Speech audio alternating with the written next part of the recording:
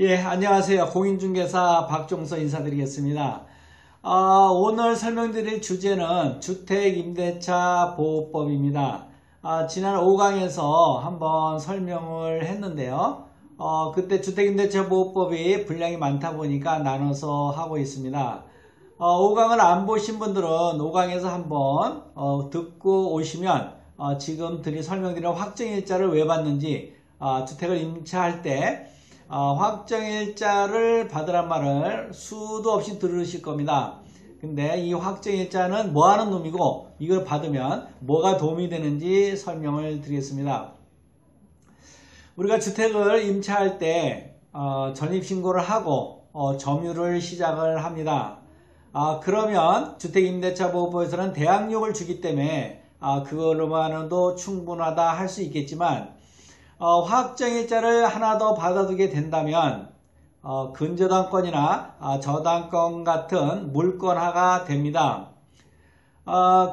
내가 세입한 그 주택이 경매로 들어가지 않는다면 확정일자를 받지 않더라도 대항력만 갖추고 있다면 특별히 임차보증금을 날릴 일은 없습니다.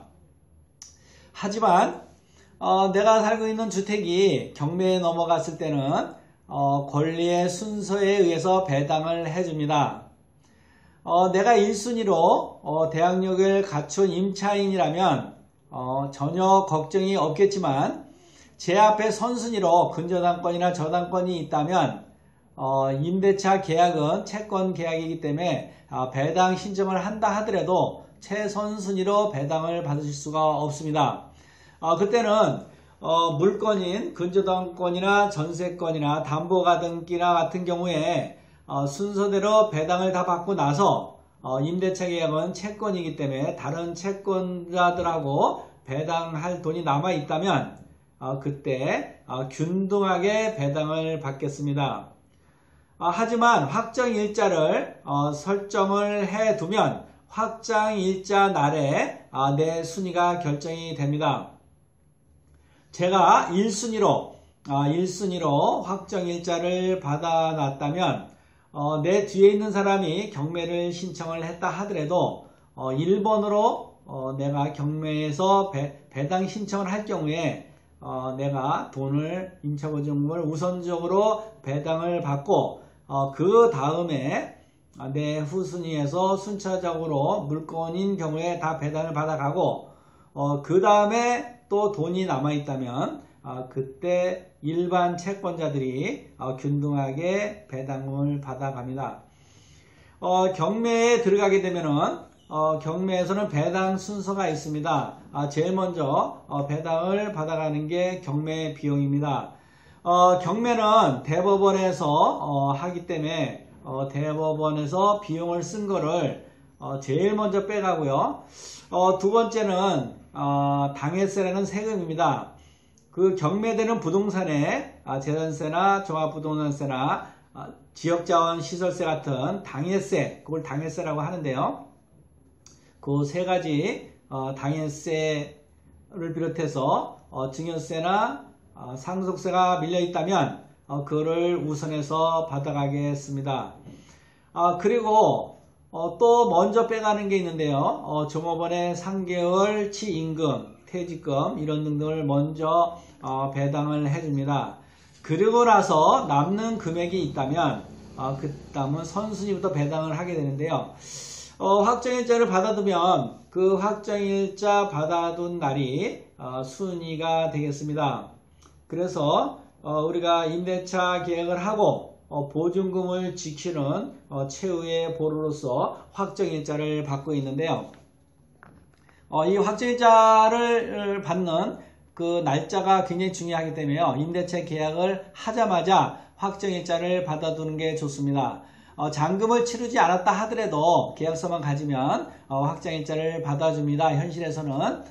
그래서 확정일자를 받아두고 잔금을 치르고 전입을 한 다음에 주민등록증을 전입을 하면 전입한 날에 다음날 0시부터 효력이 발생을 하기 때문에 확정일자를 미리 받아둔다 하더라도 확정일자를 기점으로 순위가 정해지는 건 아니지만 혹시라도 확정일자는 이길 영시가 아닙니다. 확정일자는 받은 날부터 요 세 가지가 점유, 그 다음에 주민등록증 전입, 확정일자 받은 날, 이렇게 세 가지가 다 갖춰져야 경매시 배당 신청을 할 경우에 순위가 되는 시간이 되겠습니다. 그래서 우리가 임대차 계약을 할 때 선순위의 권리가 있다면 내가 확정일자를 받는다 하더라도 그 선순위보다 늦게 배당금이 돌아오기 때문에 확정일자를 받는다고 해서 내 전세보증금이 100% 안전하게 지켜지는 것은 아닙니다. 지금 20억짜리 주택에 10억의 전세보증금을 내고 들어가는데 1억 원의 융자가 있다 하더라도 향후에 그 집이 시세가 떨어지고 또 경매에서 유찰이 돼서 예를 들어서 낙찰을 10억에 누군가 받았다면 내가 선순위라 하더라도 전세보증금 10억을 다 받아갈 수는 없습니다. 경매비용 빼고 세금을 빼고 그분이 식당을 해서 종업원이 있었다면 종업원의 3개월치 급여도 빼고 하기 때문에 내가 전세금을 온전히 지킬 수가 없습니다. 그래서 선순위의 권리가 적다 하더라도 세심하게 분석을 해서 공인중개사분들이 잘 설명을 해줍니다. 이게 사실 좀 위험한 건지 아니면 100% 안전한 건지 그런 거를 감안해서 선순위가 20억짜리에 1억이 있다 하더라도 경매 들어오면 내가 낙찰 받지 이런 생각을 하실 수도 있는데요. 그게 그렇게 단순하지만 않습니다. 아파트인 경우에는 응찰자가 워낙 많기 때문에 서울에 있는 아파트인 경우에 시세보다 10% 정도 싸게 까지 떨어지면 거의 낙찰이 됩니다. 하지만 단독주택이나 빌라, 다세달, 다가구 이런 경우에는 응찰자가 적기 때문에 시세가 20억이라 하더라도 얼마에 낙찰이 될지 장담할 수가 없습니다. 그래서 이 확정일자 받는 거랑 임대차 계약을 하실 때 선순위에 뭐가 있는지 굉장히 중요한 문제가 되겠습니다. 그리고 그 다음에 요새 깡통 전세라는 내용의 뉴스가 많이 나오고 있는데요. 내가 만기가 돼서 이사를 가고 싶은데 나는 전세금을 3억을 주고 들어갔는데 지금 시세가 전세금이 2억 5천이 돼서 집주인이 보증금을 마련할 길이 없습니다. 나는 반드시 이사를 가야 되는데 앞에 5강에서 말씀드렸듯이 내 주민등록증이 전출이 되고 나면 대항력을 상실하기 때문에 내 보증금을 지킬 수가 없습니다. 그렇다고 이사 안 갈 수도 없고 지방에 사업상 특별한 경우에 딴 데 이사를 반드시 가야 되는데 주민등록증을 전출을 해야 되는데 이런 경우에 난감하지 않을 수가 없습니다. 그래서 법에서는 주택임대차보호법에서는 임차권 등기명령 제도라는 게 있습니다. 원래 임차권은 등기가 되지를 않지만 이런 경우에 법원에서 직권으로 임차권 등기를 해줍니다.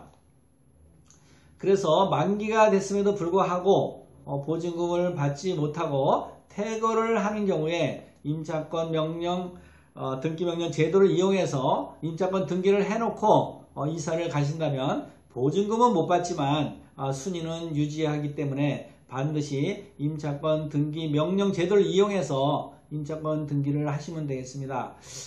임차권 등기하는 거는 임차권 등기 비용은 나중에 임대주한테 다 받아낼 수 있기 때문에요. 비용도 크지 않고 절차도 굉장히 간소합니다.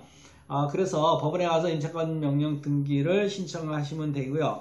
또 한 가지 보증금을 훼손하는 방법으로 경매 신청 특례가 있습니다.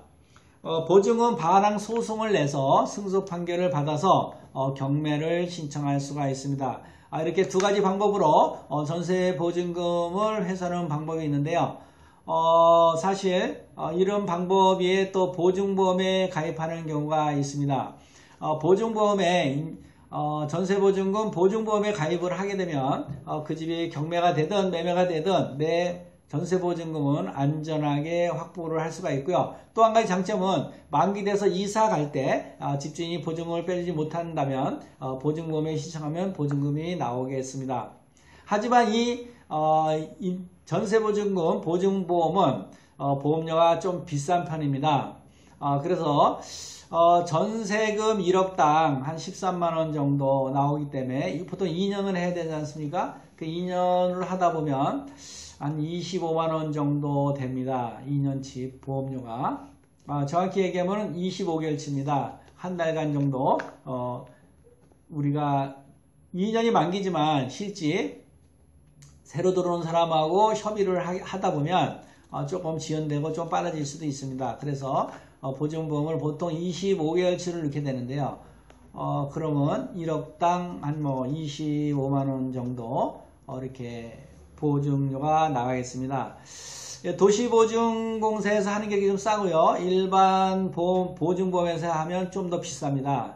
그래서 이 보험료가 문제가 되긴 하는데 앞에 융자가 있는 집은 전세금이 굉장히 싸게 나옵니다.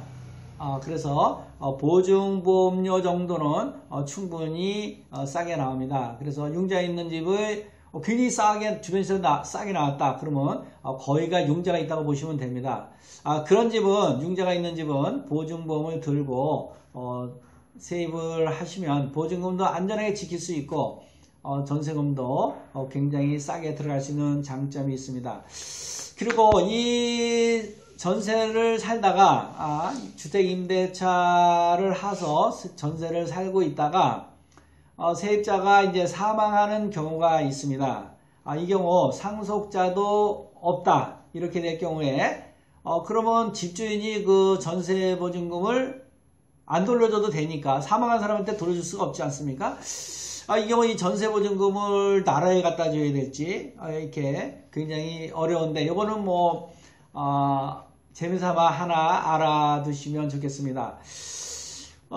주택임차권은 상속인에게 상속이 됩니다. 근데 상속자가 없을 경우에 동거인한테 넘어갈 수 있습니다.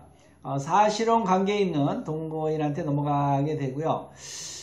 또 이건 여담입니다만은 상속인이 있고 사실혼 관계에 있는 배우자가 있다면 사실혼 관계에 있는 배우자는 이론도 받아가실 수가 없습니다. 이거는 여담으로 하나 말씀을 드렸고요. 여기까지 주택임대차보호법에 대해서 한 10가지 정도 중요한 사항을 설명을 5강과 6강을 통해서 설명을 드렸는데요. 궁금하시면 제 블로그로 들어오시면 거기에 자세히 기록이 되어 있고요.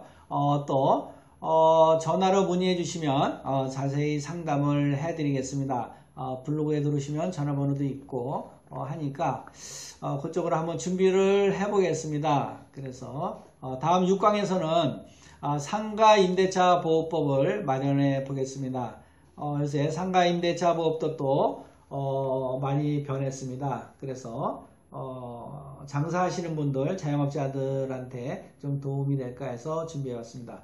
6강에서 다음에 7강에서 뵙겠습니다. 감사합니다. 좋은 하루 되십시오.